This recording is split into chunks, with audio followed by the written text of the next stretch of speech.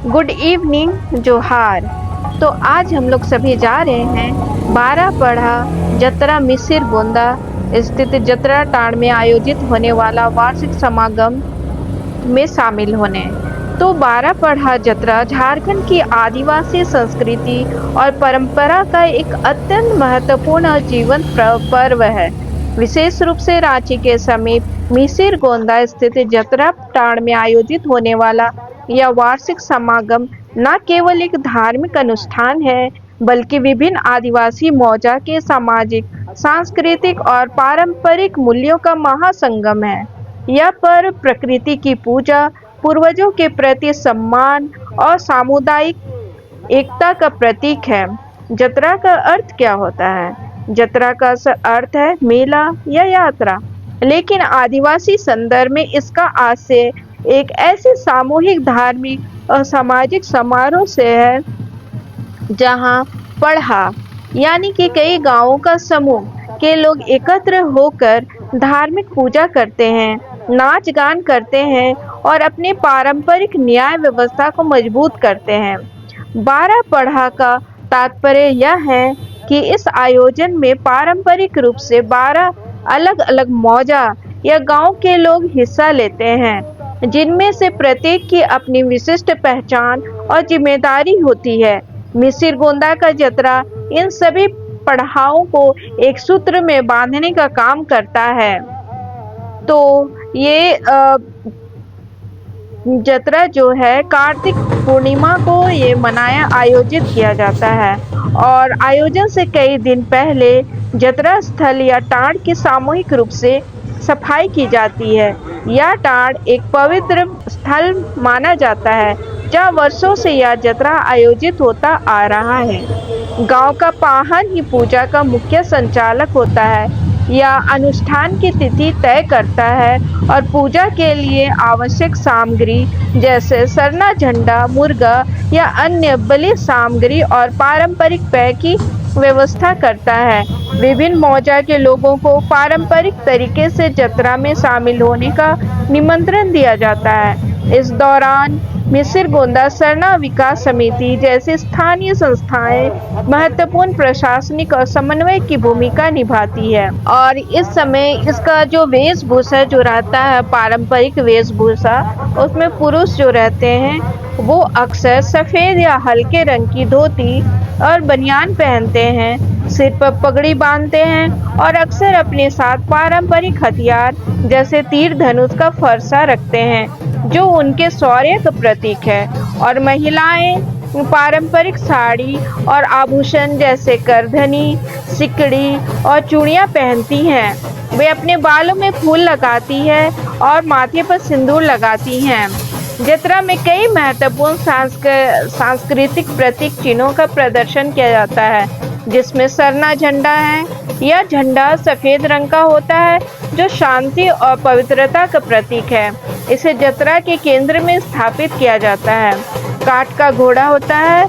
यह एक महत्वपूर्ण सांस्कृतिक प्रतीक है जिसे पारंपरिक गीतों में वर्णित कथाओं से जोड़ा जाता है। यह अक्सर लकड़ी का बना होता है जिसे रंग बिरंगे वस्त्रों से सजाया जाता है। कड़सा, पानी से भरा कलश जिसे महिलाएं सिर पर लेकर चलती है। यह समृद्धि और जीवनदायिनी शक्ति का प्रतीक है। बाजा, गाजा, मांदर, ढोल, नगाड़ा, बांसुरी और करतार जैसे पारंपरिक वाद्य यंत्रों की गूंज पूरे वातावरण को संगीतमय बना देती है। जतरा का केंद्रीय बिंदु सरना पूजा होता है। सरना आदिवासी धर्म का सबसे पवित्र स्थल होता है जो प्रकृति और जंगल से जुड़ा होता है। पाहन का आगमन, विभिन्न मौजा के लोग अपने पारंपरिक प्रतीकों और वाद्य यंत्रों के साथ जुलूस की शक्ल में जतरा टांड पहुंचते हैं। मौजा के प्रमुख पाहन अन्य वरिष्ठ पाहन द्वारा पूजा की शुरुआत की जाती है। देवी देवताओं का आह्वान किया जाता है। पूजा में सरना माता, धर्मेश और ग्राम देवता का आह्वान किया जाता है। आदिवासी समाज प्रकृति को ही अपना सबसे बड़ा देवता मानता है। बलि और भोग, परंपरा के अनुसार मुर्गे की बलि दी जाती है। बलि दिया गया मांस प्रसाद के रूप में भोग लगाया जाता है। साथ ही हड़िया और तपोवन का भोग लगाया जाता है। सभी लोग मिलकर समाज की सुख शांति, समृद्धि और अच्छी फसल के लिए प्रार्थना करते हैं। सामूहिक नृत्य और गीत ही इसका प्रमुख केंद्र होता है। अखड़ा जतरा टाड़ का एक हिस्सा अखाड़ा कहलाता है, जहाँ मुख्य रूप से नृत्य और सांस्कृतिक कार्यक्रम होते हैं। इस अवसर पर कर्मा, जतरा और छऊ जैसे पारंपरिक नृत्य किए जाते हैं। नर्तक एक दूसरे का हाथ पकड़कर या घेरा बनाकर नाचते हैं, जो सामुदायिक सौहार्द और एकता को दर्शाता है। पारंपरिक वाद्य यंत्रों, विशेष रूप से मांदर की थाप पर नृत्य की गति तेज होती जाती है। जतरा के गीत जीवन, प्रेम, प्रकृति और पूर्वजों की गाथाओं पर आधारित होती है।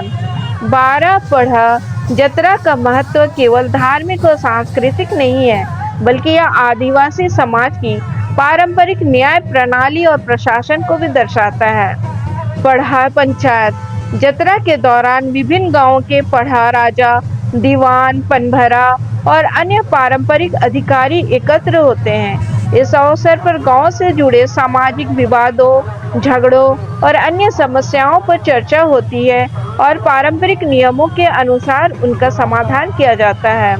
यह आयोजन विभिन्न मौजा के बीच सामाजिक और वैवाहिक संबंधों को मजबूत करने का मंच प्रदान करता है। लोग एक दूसरे से मिलते हैं, कुशल क्षेम पूछते हैं और भविष्य की योजनाएं बनाते हैं। यह पर्व नई पीढ़ी को अपनी संस्कृति, भाषा और परंपराओं से परिचित कराने का एक महत्वपूर्ण माध्यम है। मिसिर गोंदा का 12 पढ़ा जतरा झारखंड के आदिवासी जीवन की नब्ज है। यह हमें सिखाता है कि किस प्रकार एक आदिवासी समुदाय अपनी प्राचीन पारंपरिक प्रकृति के प्रति सम्मान और सामूहिक भावना को आधुनिकता के इस दौर में भी जीवंत बनाए रख सकता है।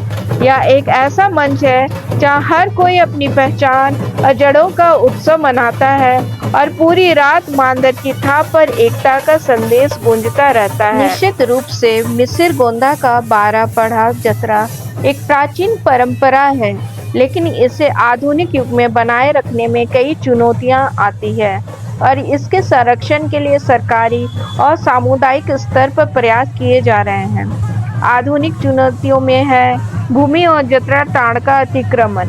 रांची और उसके आसपास शहरीकरण बहुत तेजी से हो रहा है। मिसिर गोंदा जैसे क्षेत्र अब शहर के करीब आ गए हैं। जतरा टाड़ जैसी पारंपरिक सामुदायिक भूमियों पर अतिक्रमण और निजीकरण का खतरा बढ़ गया है। यदि ये पवित्र स्थल सिकुड़ते हैं तो इतने बड़े सामूहिक आयोजन को करना मुश्किल हो जाता है। रोजगार के लिए पलायन, बेहतर शिक्षा और रोजगार के लिए युवा ग्रामीण क्षेत्रों से शहरों की ओर पलायन कर रहे हैं। नई पीढ़ी की व्यस्त जीवन शैली के कारण पारंपरिक गीत, नृत्य और भाषा को सीखने और इसमें सक्रिय रूप से भाग लेने वालों की संख्या कम हो रही है। आधुनिक कानूनी प्रणाली के प्रभाव के कारण पारंपरिक पढ़ा न्यायिक व्यवस्था की वैधता और प्रभाव पर सवाल उठाए जा रहे हैं। यह पर पूरी तरह से समुदाय के आपसी सहयोग और चंदे पर निर्भर करता है, जिससे बड़े आयोजन के लिए धन जुटाना एक चुनौती बन जाता है। विभिन्न 12 मौजा के बीच समन्वय बनाए रखना और प्रशासनिक जिम्मेदारियों का निर्वहन करना भी एक बड़ा कार्य है। परंपरा को बचाने के लिए समुदाय और सरकार दोनों स्तरों पर पहल की जा रही है। सरना विकास समिति है, जागरूकता अभियान है, पढ़ा महासभा का पुनर्गठन है। तो मिसिर गोंदा सरना विकास समिति जैसी स्थानीय संस्थाएं सक्रिय रूप से जतरा के आयोजन, भूमि की सुरक्षा और परंपरा के दस्तावेजीकरण का काम कर रही है। युवाओं को अपनी संस्कृति से जोड़ने के लिए कार्यशालाएं और जागरूकता कार्यक्रम आयोजित किए जाते हैं, ताकि वे मांदर बजाना और जतरा गीत गाना सीख सके। पढ़ा महासभा समय समय पर बैठकें आयोजित कर रही है, ताकि पारंपरिक न्याय प्रणाली को मजबूत किया जा सके और रूढ़िजन्य कानूनों को समय के साथ प्रासंगिक बनाए रखा जा सके। राज्य सरकार और स्थानीय प्रशासन जतरा ताड़ की भूमि को सुरक्षित घोषित करने और उस पर चारदीवारी बनाने की दिशा में काम कर रहे हैं ताकि अतिक्रमण को रोका जा सके। झारखंड सरकार संस्कृति विभाग के माध्यम से पारंपरिक पर्वों और नृत्यों को बढ़ावा देने के लिए आर्थिक सहायता और मंच प्रदान करती है। जतरा को सांस्कृतिक पर्यटन के एक केंद्र के रूप में विकसित करने की योजनाएं बनाई जा रही हैं, जिससे स्थानीय कला और शिल्प को बाजार मिल सके। आयोजन के दौरान भीड़ प्रबंधन और सुरक्षा सुनिश्चित करने के लिए स्थानीय पुलिस प्रशासन द्वारा विशेष व्यवस्था की जाती है। ये चुनौतियां और प्रयास दर्शाते हैं कि 12 पढ़ा जतरा केवल एक वार्षिक आयोजन नहीं है, बल्कि आदिवासी अस्मिता और स्वशासन की भावना को बचाए रखने का एक सतत संघर्ष है। इसमें एक कहानी सदियों पुरानी है। जब इस क्षेत्र में आदिवासी मौजा यानी गांव बिखरे हुए थे, अक्सर बाहरी खतरों या विवादों से परेशान रहते थे। बहुत समय पहले गोंदा और उसके आसपास के मौजा के लोग जंगल में अकेले रहते थे। हर छोटा गांव अपनी समस्याओं से जूझ रहा था। छोटी छोटी बातों पर, जैसे शिकार की सीमा या पानी के उपयोग को लेकर, दो गांवों के बीच अक्सर झगड़े हो जाते थे। इन झगड़ों को सुलझाने वाला कोई नहीं था और यह तनाव बढ़ता जा रहा था। साथ ही उन पर जंगली जानवरों या लूटपाट करने वाले बाहरी समूह का खतरा भी बना रहता था। एक अकेला गांव इस तरह के बड़े खतरों का सामना करने में असमर्थ था। गांव के मुखिया व्यक्तिगत रूप से न्याय करने का प्रयास करते थे, लेकिन उनके फैसले को कभी पड़ोसी गांव स्वीकार नहीं करते थे, जिससे सामाजिक व्यवस्था में अस्थिरता थी।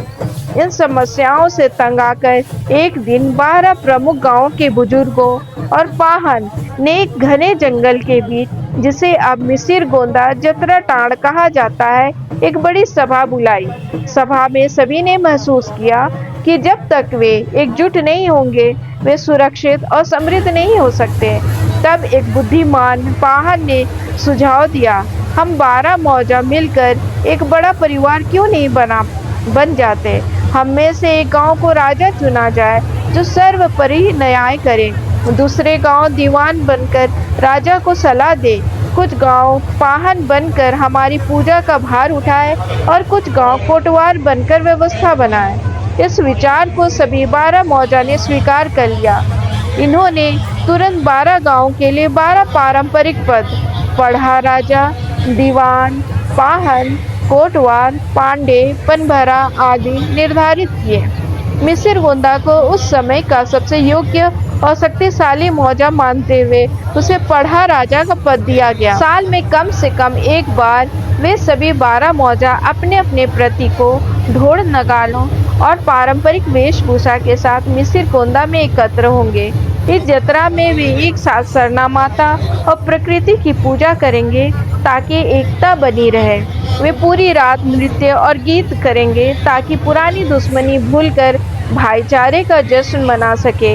इस सभा में सभी गंभीर सामाजिक और न्यायिक विवादों को सामूहिक रूप से सुलझाया जाएगा और राजा का निर्णय अंतिम होगा।